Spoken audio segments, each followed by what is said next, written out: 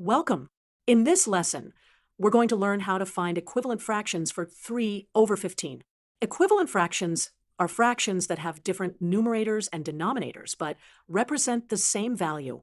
Let's start by understanding what equivalent fractions mean. Take a fraction like 3 over 15.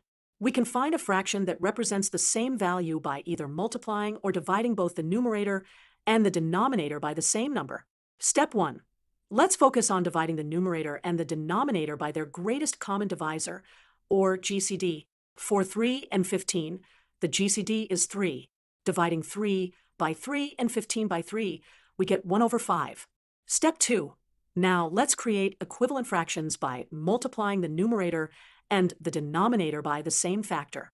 If we multiply both by 2, we get 2 over 10. Similarly, multiplying by 3, we get 3 over 15. By dividing and multiplying, we've shown that not only can we simplify 3 over 15 into 1 over 5, but we can also demonstrate that other expressions, like 2 over 10, are equivalent representations.